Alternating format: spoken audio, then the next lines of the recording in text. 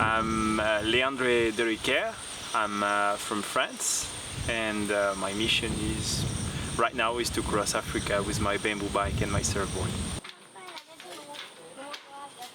I travel in 3 years in Asia, Oceania, and then in Latin America, and then Europe. And in total, it was like around 9 years of journey and learning and traveling in different ways. And I traveled by bicycle across South America, and so I already had the experience traveling by bicycle. But crossing Africa was another level, and I was not really ready before I started traveling by bicycle in Latin America. And then after this experience, it was in between 2016 and 2018. After that, I was like, yeah, actually I feel ready for that trip for Africa, but what bike? So I wanted to choose a specific bike to go off-road. I was not surfing at that time. I didn't know anything about surfing, so I expected to buy one specific bike, but very difficult to find in Europe. So then I heard about this guy in the UK that was doing bamboo bikes, and I wanted to support his project. So then I built my bike there, and then the road came over time because I was not sure East, West Africa, and then I crossed Europe. I arrived in Portugal, and then COVID started, and there I discovered surfing. And then I was like, okay, maybe if I progress, I can carry a shorter board on my bike, and then I can travel cycling and surfing across Africa. And then during COVID time, I improved my surfing, and then I could carry a surfboard that was small enough to go across Africa. You know for what it is? No. This one? For the surfboard. Oh. Ah, you put a surfboard. You wear surfboard. Africa in Europe, we see it as a continent, at least in France, where I'm from. It's a dangerous continent where there is a lot of hostility, instability in terms of politics, and also there is a lot of disease with mosquitoes and wild animals that are dangerous, and basically it's a super hostile continent. It's beautiful, very nice, but you can go just for a few weeks in holidays in a very safe environment. So you choose specifically the area where you want to go, very touristic, and then you can go. And then I had this education coming from not my family maybe, but the environment where I grew up. Even though I went to West Africa when I was 17 in Burkina Faso and in Morocco, it was always small, short experiences, and so I was like too young to actually realize that it was not that bad, and actually I could learn a lot from Africa. And mature enough, I could see that actually it was a lot of judgment from Western world perspectives, and the best way to know and to judge something or someone is to go meet that person, to go there, and then to have your own opinion. That's two guys from France. They offer me this chair. Wow. They really changed my life. Because after 8 hours on the seat, you're very happy to Sit somewhere else. sit on a soft chair like that. It's comfortable. So I cross, Morocco, Mauritania, Senegal, Gambia, Guinea-Bissau, Guinea-Conakry, Sierra Leone, and Liberia now. And I learned that we take life too seriously in Europe. Maybe we are like always planning and frustrated about every little thing, when they are super relaxed in Africa in terms of the everyday little stress we can have in our life because we are about to be late for a meeting, or someone is coming late for a meeting, for example, or the bus is late or is not coming, or the food is cold when the waiter should have give me the food hot, and we like freaked out in Europe about every little details like this. It's an example, but small examples, but here is like nothing is really nothing is very terrible. Everything, if you survive, is fine. Even though death is not, it's just the extinction of life, and people have even tendencies to celebrate the death of someone if they give descendants plenty of kids, for example, or even like life continue, and it's not like the end of something. It's like it's a day by day life. It's not like a lot of planning and a lot of frustration. I learned how to be more relaxed, just to take the life a little bit more, not as seriously than I could have taken before. I remember even though I had years of travels in Asia, India, and I've been to quite complicated places. Even sometimes I got some crazy stories, and I got arrested and got accidents and all that. And I didn't realize, but I was very still too serious, like taking everything like seriously. I wanted recognition for whatever I was doing. I was searching for recognition. I wanted to become someone. And I think in our society, in the Western world, like in Africa as well, but I don't think African people are very as arrogant as we can be in Europe, at least in France, for example, always looking to become someone, to impress others, or nothing is too serious here. It's like, yeah, but it's just for fun. It's a game. Like everyone is playing. I crossed Africa with a bamboo bike and a surfboard. I could say, oh yeah, it's crazy, amazing what I'm doing. No, it's just I'm lucky to have this opportunity to live this life. I'm really grateful to life for giving me this opportunity. But I don't take it too seriously. Like it's not like I'm not like I don't realize how impressive it is. For me, it's more impressive someone that know how to use his hand to build a boat out of a tree, or someone that a fisherman, like how they are fishing here, for example. They are rowing and using the wind, and they have no engine, and they are able to bring food by themselves with their own hands, for example. This is for me incredible.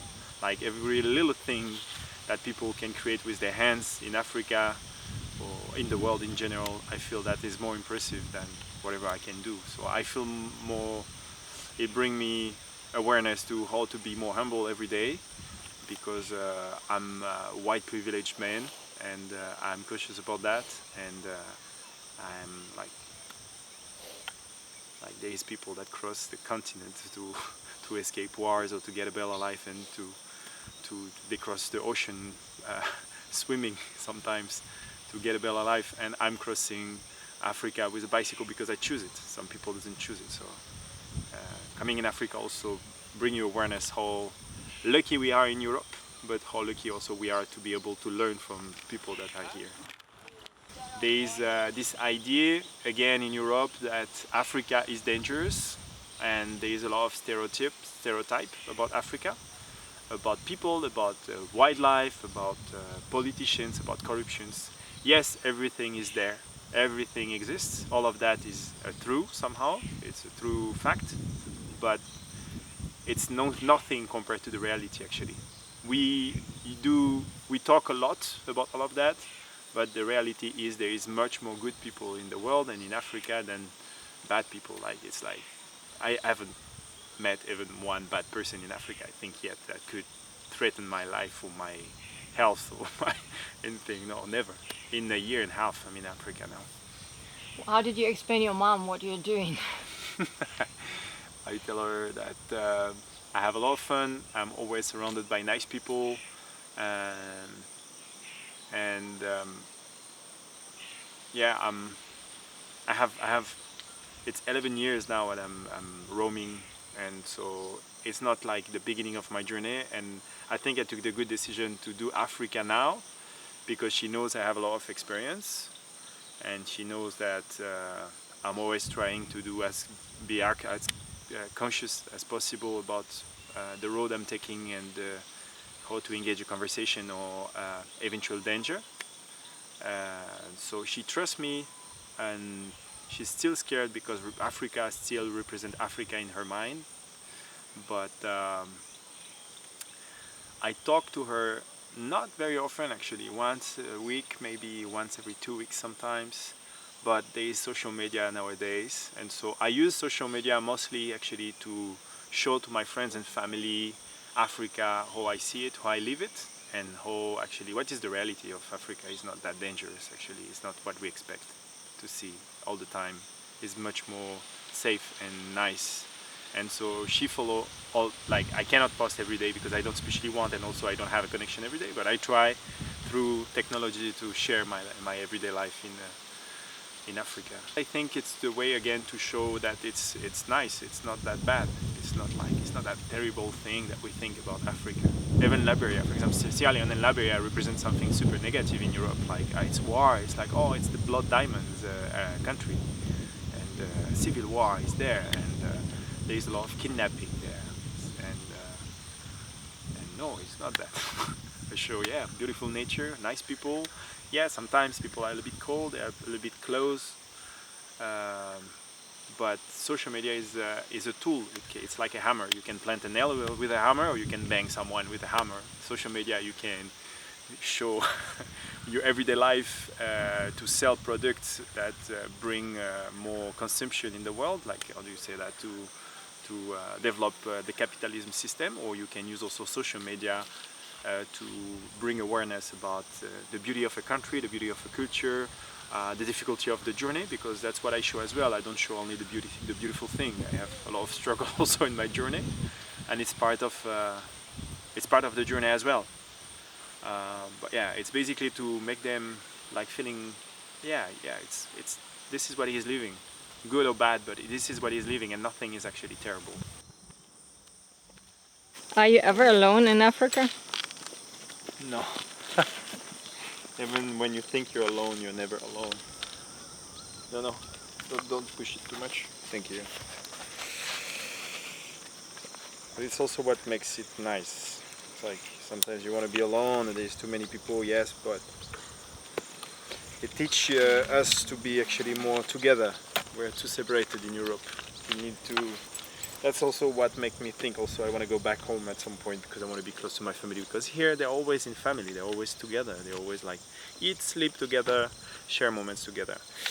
And I think it's something that we have lost a bit in Europe, and I really see the value of it every time I'm going back home, even for a short time. I'm blessing every moment I'm spending with my family ever.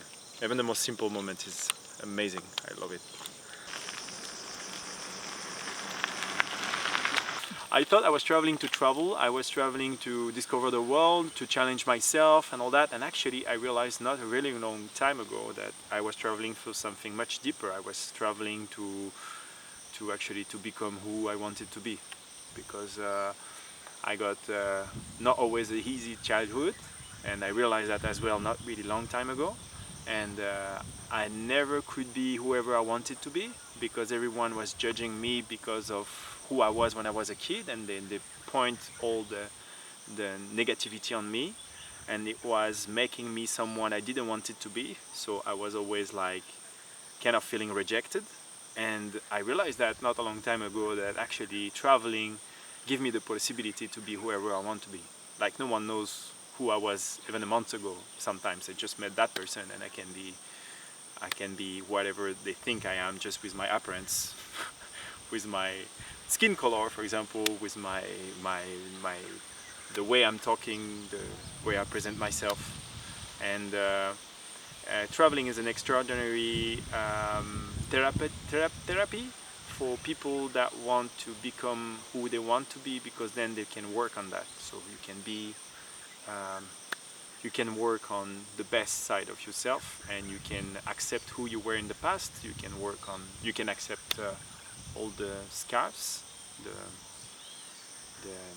the pain that you got in the past, live with it, and you can build over it, use it as a strength to go forward and to become the person you want to be over time. Is it also helping to go on this hard way? I mean, bicycling. I mean, it's a hard way to travel, right? It's a very hard way. It's like 70-80% even mental, and the rest is physical. Like we think, oh, physically I cannot do it, but anyone can do it. Honestly, you don't need to do 100 kilometers a day. You can do 10, 20, and you will go forward every day if you want, and slowly you're gonna cross a continent. And yeah, cycling is a constant meditation. It's like constantly you're traveling in your thoughts, and you have to push away the bad negativity thoughts. I started the first time I cycled, it was across the Atacama Desert, north of Chile, and I did 850 kilometers in the desert by myself. First time I traveled by bicycle by myself. I was chased by dogs and sleeping alone in the desert. And I had no power bank, no map. I just knew, asking to people that I knew the map was going, the road was bringing me to the border with Peru, and then I could continue in Bolivia. And then I had a paper map, like a school paper map, something super simple.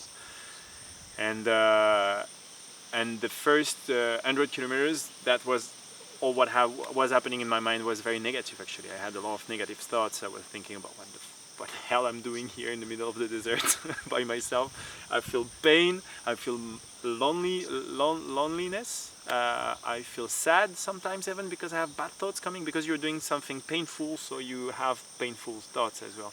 And slowly you learn how to push away those thoughts and just to use the best of what you just live now, what you lived a month ago.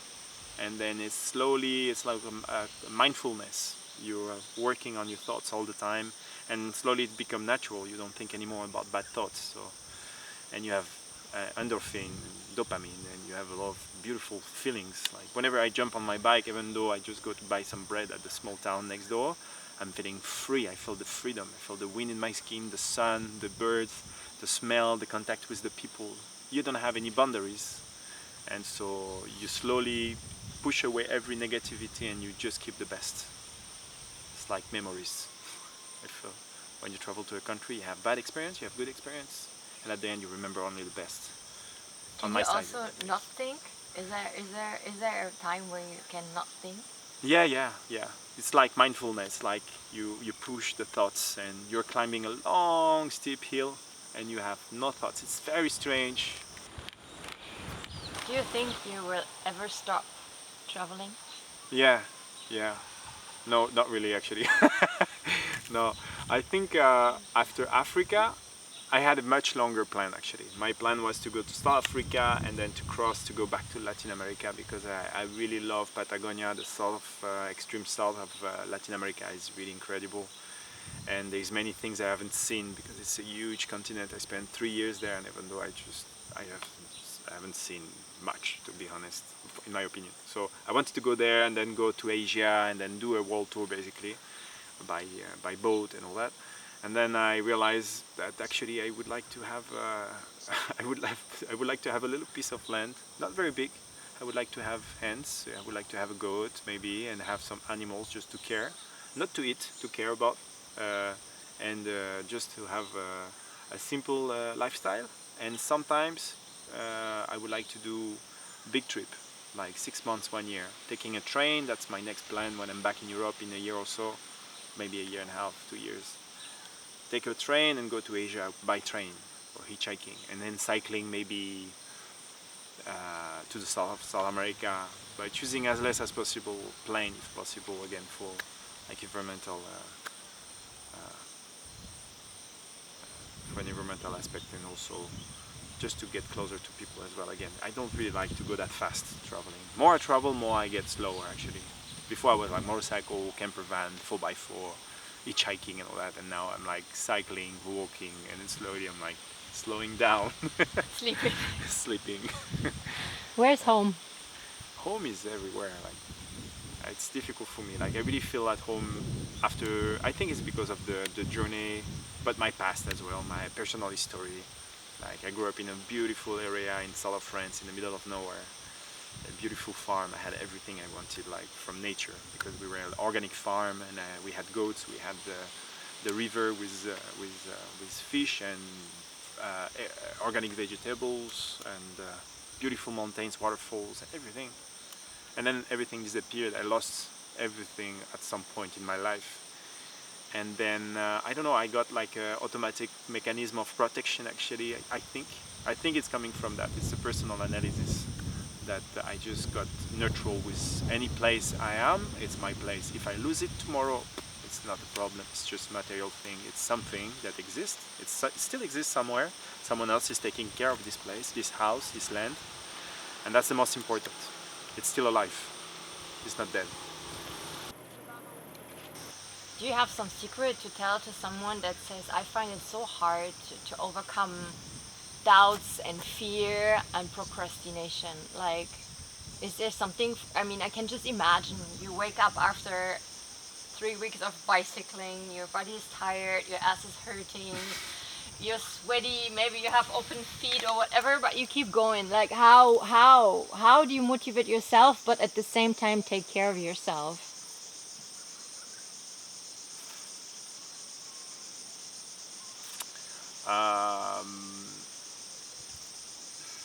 There's a lot of doubts, even here. Like, I have the woman I love is far away from me, my family is far away from me. It's like 11 years I'm away from them, traveling all the time.